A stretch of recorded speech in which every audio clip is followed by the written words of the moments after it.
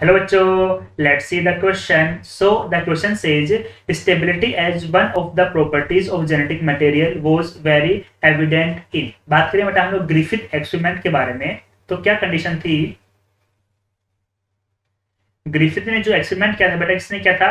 Streptococcus pneumoniae bacteria पे किया था। इन्होंने स्ट्रेप्टोकोकस न्यूमोनी बैक्टीरिया पे काम किया था और इन्होंने इस बैक्टीरिया की दो स्ट्रेन काम में ली। एक बेटा तुम्हारे पास में थी आर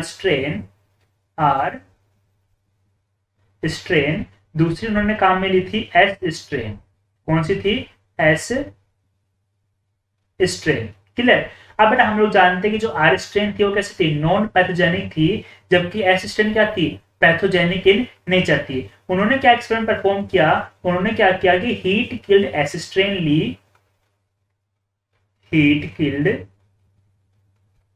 एस स्ट्रेन काम में ली, साथ में उन्होंने रखा उसको लिविंग आर स्ट्रेन के साथ में, लिविंग आर स्ट्रेन के साथ में। तो बेटा ये हीट किल अगर ऐसे स्ट्रेन है तो बैक्टीरिया क्या हो गए? डेड हो गए। लिविंग आर बैक्टीरिया पैथोजेनिक नहीं है, तो इनके अकॉर्डिंग क्या होना चाहिए था? माइस की डेथ नहीं होनी चाहिए थी, लेकिन फिर भी माइस की क्या हुई? डेथ हुई। ऐसा क्यों हुआ बेटा?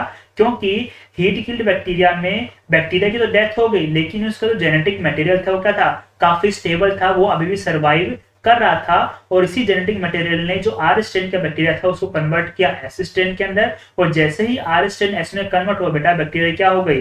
डेथ हो गई। तो इनके एक्सपेरिमेंट से हमको ये प्रूफ होता है बेटा कि ऑर्गेनिज्म की डेथ होने के बावजूद भी उसका जेनेटिक मटेरियल क्या था? वायबल कंडीशन के अंदर था, और उसी जेनेटिक मटेरियल ने आर स्ट्रेन को एस स्ट्रेन के अंदर कन्वर्ट किया।